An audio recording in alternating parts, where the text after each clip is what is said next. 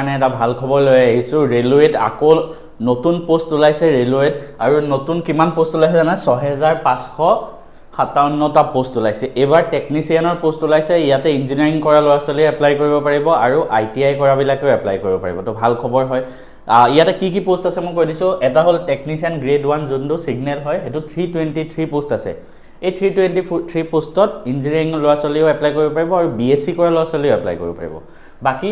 technician grade 3 6234 টা post ইয়াতে ITI কৰা বিলাকে এপ্লাই কৰিব পাৰিব এজ লিমিট দিয়া আছে 18 পৰা 33 বছৰ এটাত 18 পৰা 30 বছৰ ঠিক আছে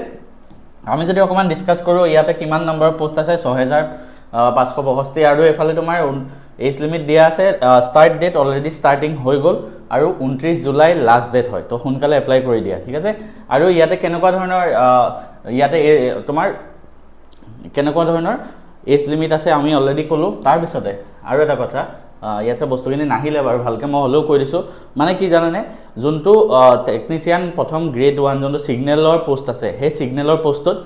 কি এপ্লাই কৰিব জানে BSc ইন ফিজিক্স ইলেক্ট্ৰনিক্স ইয়াৰ উপৰি যদি BSc ইন ফিজিক্স বা ইলেক্ট্ৰনিক্স একেটাত আছে বা হেকেটাত ইঞ্জিনিয়াৰিং আছে একেটাও এপ্লাই কৰিব পাৰিব বা কম্পিউটাৰ সায়েন্সত থাকিলে হল বা ইনফৰমেশন টেকনলজিত থাকিলে হল ডিটেইল নোটিফিকেশনটো আমাৰ জব পোৰ্টেলটো তোমালোকে পাই যাবা বা ডেসক্ৰিপচনত দিয়া থাকিব ঠিক আছে আৰু ইয়াৰ উপৰি তোমালোকে ডিপ্লোমাও থাকিব পাৰে এই যিকেটা মই ব্ৰাঞ্চ কলো হেকেটা ডিপ্লোমা থাকিলেও তোমালোকে দিব পাৰিবা কিন্তু যদি তুমি গ্ৰেড 3 টেকনিচিয়ানটোত এপ্লাই কৰিব বিচাৰা হেতুত হ'ব কাৰণে তোমাৰ মেট্ৰিক থাকিব লাগিব বা হাই সেকেন্ডাৰী বা আৰু তাৰ লগতে ITI কৰা হ'ব লাগিব ঠিক আছে এতিয়া আমি কেনেকুৱা ধৰণৰ এক্সাম প্যাটাৰ্ন হ'ব মই কৈ দিছো যোনটো টেকনিচিয়ান গ্ৰেড 1 যোনটো সিগনেলৰ পোষ্ট হয় সেই সিগনেলত কেনেকুৱা ধৰণৰ সিলেবাস আহিব এটা জেনাৰেল এৱাৰনেস আহিব 10টা কোৱেশ্চন 10 নম্বৰ তাৰপিছত ৰিজনিং আহিব 15টা কোৱেশ্চন 15 নম্বৰ কম্পিউটাৰৰ আহিব 20টা কোৱেশ্চন 20 নম্বৰ ঠিক আছে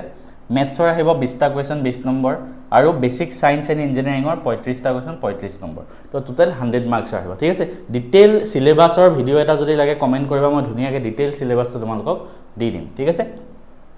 আৰু ইয়াতে কি হ'ব 90 মিনিট দিয়া হ'ব আৰু টোটাল 100 নম্বৰৰ প্ৰশ্ন 3 ঘণ্টা সময় থাকিব 3 ঘণ্টা আছে 1.5 ঘণ্টা সময় থাকিব there shall be negative marking 1/3 তোমালোকৰ negative marking হ'ব আৰু সবৰে কোৱালিফাইং মাৰ্কস বিলাক ইয়াত দি দিয়া হৈছে তাৰপিছত যদি তুমি টেকনিচিয়ান গ্ৰেড 3 যোনটো ITI ৰ কাৰণে লাগে হেতু যদি এপ্লাই কৰা তাতে কি আহিব মেথছ 25 নম্বৰ ৰিজনিং 25 সায়েন্স 40 আৰু জেনাৰেল এৱাৰনেস অৰ্থাৎ জিকে 10 টোটাল 100 মাৰ্কছৰ হ'ব ইয়াতো আৰু ইয়াতো টোটাল 1.5 ঘণ্টা সময় আৰু নেগেটিভ থাকিব ঠিক আছে তো ডিটেইল নোটিফিকেশনটো আমাৰ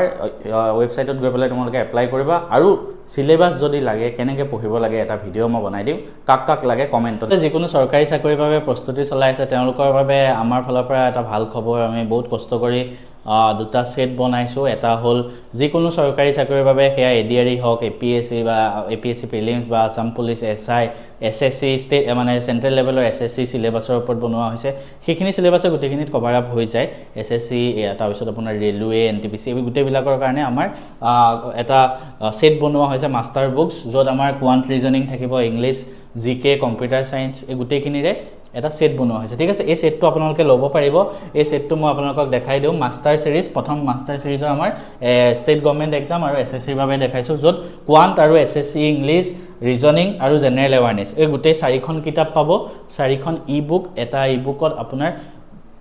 প্ৰত্যেকটো চেপ্টাৰ ঠিক আছে যেনেকে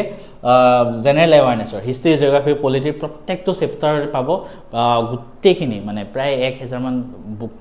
মানে এটা চেপ্টাৰৰ পৰা হিষ্ট্ৰি এটা চেপ্টাৰ পলিটি এটা চেপ্টাৰৰ পৰা আপোনাৰ থিওৰি দিয়া আছে ইম্পৰ্টেন্ট যিমান এক্সাম প্ৰিভিয়াছ ইয়াৰ গুটে কোৱেশ্চন বিলাক চাই থিওৰি দিয়া আছে এই থিওৰিখিনি পঢ়ি চেপ্টাৰটো পঢ়িয়ে তাৰ তলত এটা চেপ্টাৰ 200 মান MCQ দিয়া আছে এই গুটেখিনি কৰিব পাৰিব প্ৰত্যেক সাবজেক্টতে হেনেকে কোৱান্ট ইংলিশ ৰিজনিং জেনাৰেল এৱাৰনেস সিমিলাৰলি যোনে বেংকিংৰ কাৰণে পঢ়ে স্পেশালি মই যেটো বেংক কোৱালিফাই হয় তো বেংকিংৰ কাৰণে কোৱান্ট ৰিজনিং ইংলিশ তাৰপিছত জেনাৰেল এৱাৰনেস কম্পিউটাৰ এই গুটেখিনিৰে হেনেকুৱা সেট বনাই দিয়া হৈছে এই গুটেখিনি আমাৰ মেথছ এণ্ড ফিজিক্স সাপত গৈ ই-বুক আপোনালোকে ডাউনলোড কৰক বহুত ইম্পৰ্টেন্ট এক্সামৰ বাবে এই গুটে মানে PYQ ৰ ওপৰতে বেছ কৰি বনোৱা হৈছে ইয়াতো প্ৰত্যেক চেপ্টাৰৰ পৰা আপুনি 200 মান MCQ পাব এটা সাবজেক্টৰ ঠিক আছে ইংলিশৰ যেনেকা RC পাই যাব 1000 মান পাজল পাই যাব 1000 মান সব বস্তু পাই যাব ঠিক আছে তো এইখিনি আপোনালোকে লৈ লওক সিমিলাৰলি আৰু দুটামান আমাৰ কোৰ্স আছে আৰু দুটামান আমাৰ গভৰ্নমেন্ট এক্সামৰ কাৰণে কোৰ্স আছে প্ৰথম মক টেষ্ট সিৰিজ যিকোনো গভৰ্নমেন্ট এক্সাম দিয়াৰ আগতে আমি মক টেষ্ট দিব লাগে ঠিক আছে কাৰণ আমি তেতিয়াহে গম পাম আমাৰ এই আগৰ কেখন আপোনাৰ ই-বুক হয় কিন্তু আমি পৰীক্ষা দিয়া নিচিনাকৈ মক টেষ্ট দিব লাগিব তো তাৰ বাবে আমাৰ এটা মক টেষ্ট সিৰিজ জিএছৰ বাবে আছে প্ৰায় 5000 মান এমসিকিউ ঠিক আছে এই মক টেষ্ট সিৰিজটো আপোনালোকে ল'ব পাৰিব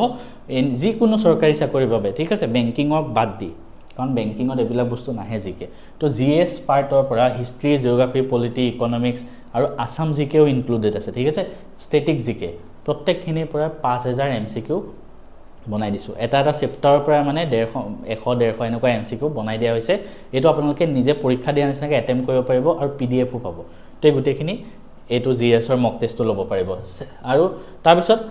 তাৰপিছতে আমাৰ আৰু কি আছে এই গুটেখিনি বস্তু আপোনালোকে ল'ব পাৰিব ইয়াৰ উপৰি আপোনালোকৰ আমাৰ আৰু কিছুমান কোৰ্স আছে যেনেকৈ আমাৰ মেথছ এণ্ড ৰিজনিং যিকোনো চৰকাৰী চাকৰিৰ বাবে আছে এই গুটেখিনি বস্তু আপোনালোকে মেথছ এণ্ড ফিজিক্স সাব এপটো ডাউনলোড কৰক গুগল প্লে ষ্টৰত গৈ এই এপটো ডাউনলোড কৰক যোনটো 10K প্লাস ডাউনলোড আছে 4.4 ষ্টাৰ ৰেটিং আৰু তাত গৈ আপোনালোকৰ যোনটো কোৰ্স লাগে এটা আছে বেংকিং এসএসসি তো তাত এবাৰ ক্লিক কৰি চাওক এটা আছে আসাম জবস দুটা মেনু আছে